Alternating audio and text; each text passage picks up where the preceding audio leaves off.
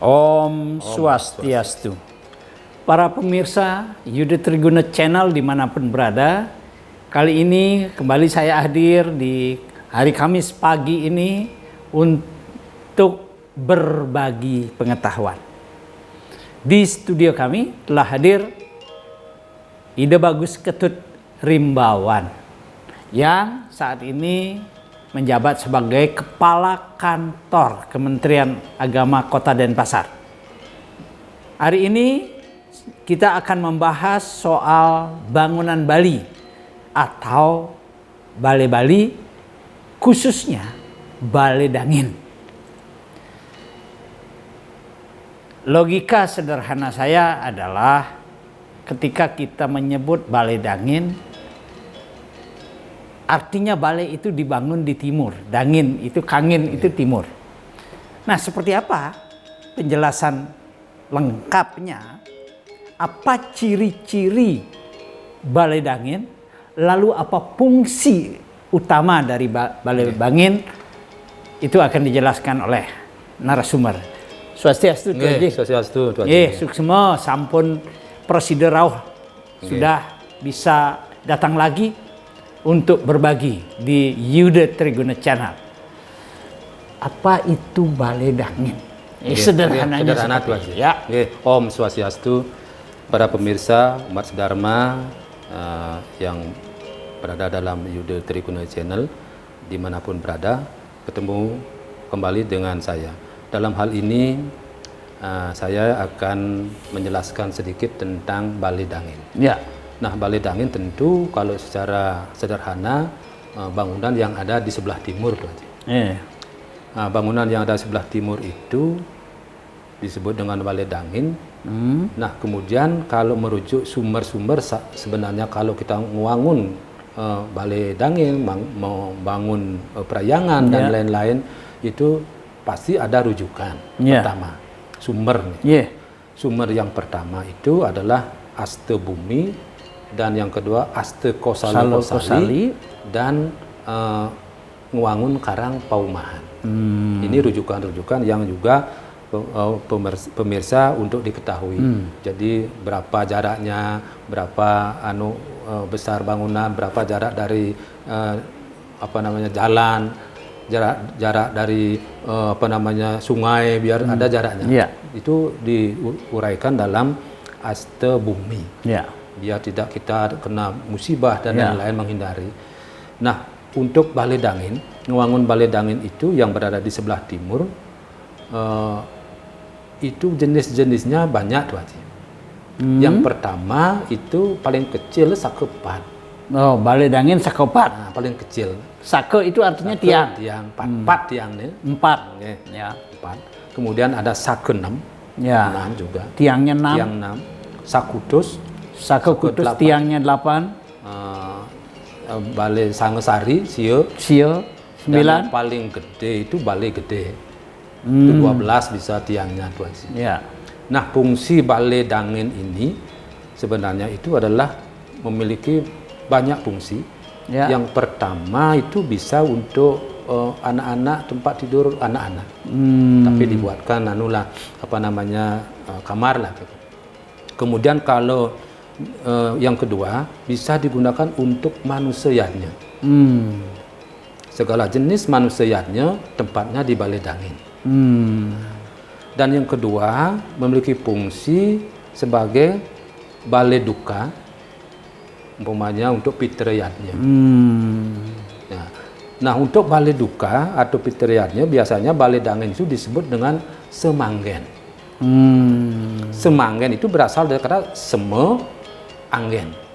Jadi balai itu digunakan untuk kena kutip kuburan.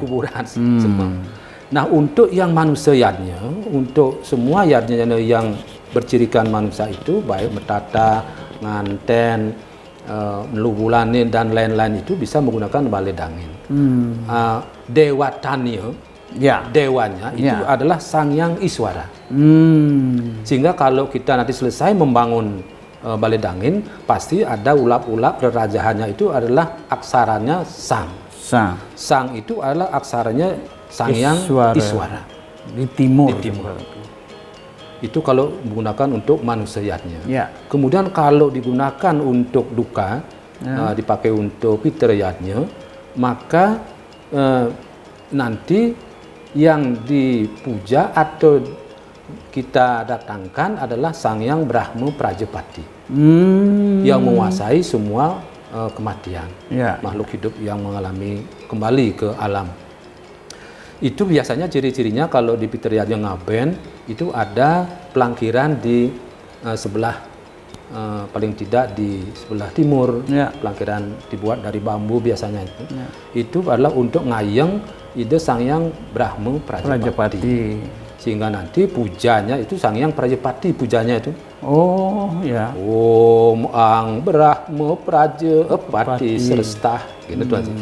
Itu ada memuja Sang Hyang Brahma Prajapati sebagai dewanya kematian. Itu fungsinya itu aja. Untuk balai dangin. Suka duka berarti. Suka duka. Bisa dipakai suka, bisa dipakai duka. Itu kan balai itu serbaguna namanya. Untuk suka juga dia, untuk duka juga dia. Jadi dua fungsi dan sekaligus kalau tidak digunakan untuk itu dalam fungsinya juga bisa dipakai untuk tempat tidur anak-anak. Karena orang tua itu sebelah utara, kemudian yang di sebelah timur itu kalau ke belakang lagi adalah diberikan untuk tempat tidur anak-anak. Itu sudah ada tempatnya di situ.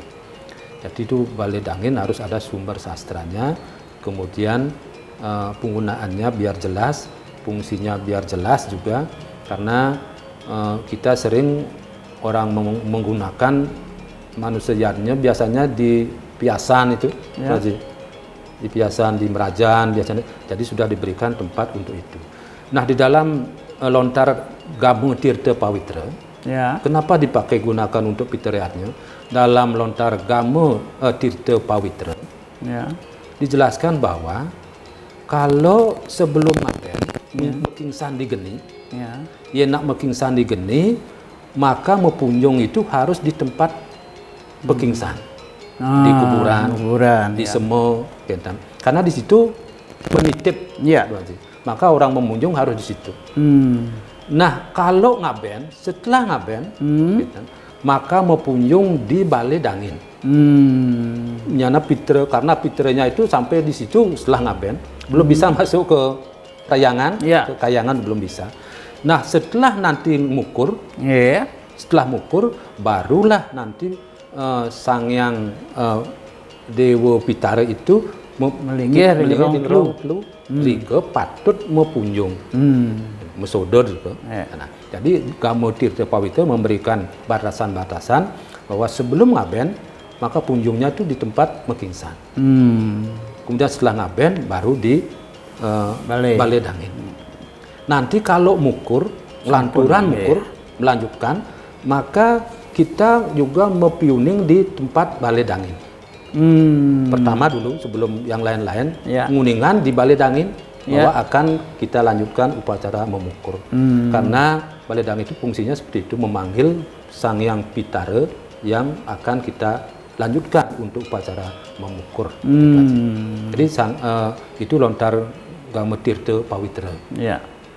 Sumber untuk di mana kita mepunjung itu, maka balai dangin fungsinya untuk memanggil pitra untuk kita lanjutkan. Untuk mukur boleh juga di situ nanti. Biasanya orang mukur itu kan makarya balai pawedahan baru pawedahan. Tapi juga di sana bisa. Balai pawedahan kan untuk linggih ide sang sulinggih biasanya. Bukan maksud itu yang balai pawedahan itu, balai panggungan. Nah, dibuatkan lagi nih. Kalau banyak nanti pengikutnya kan dibuatkan sesuai dengan pemanfaatannya tuh Haji itu. Jadi itu balai dangin tuh Haji. Jadi fungsinya suka duka. Ya suka duka. Maka balai suka duka bisa dinamakan balai suka duka. Tapi kalau untuk pitriyatnya itu disebut juga balai semanggen. Karena itu dipakai semua namanya.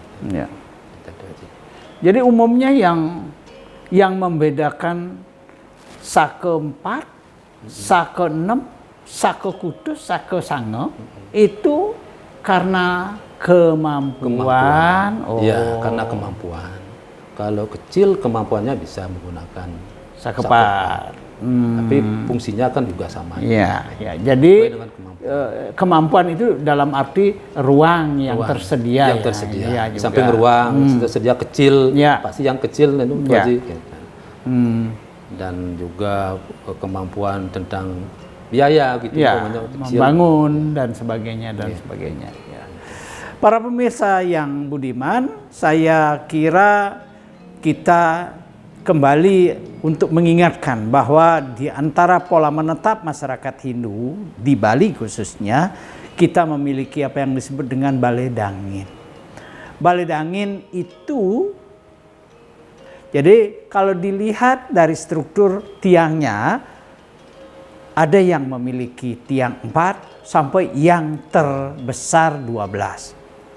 Semua itu tergantung dari space yang tersedia, ruang yang tersedia, kemampuan yang dimiliki. Tapi perlu kita catat bahwa balai dangin itu dapat difungsikan untuk suka duka. Tidak hanya duka saja, tidak hanya suka saja, tapi suka duka. Semoga konten ini dapat memberikan pencerahan kepada kita semua. Terima kasih, mohon maaf atas segala keterbatasan dan kekurangan. Om Santi, Santi, Santi, Om.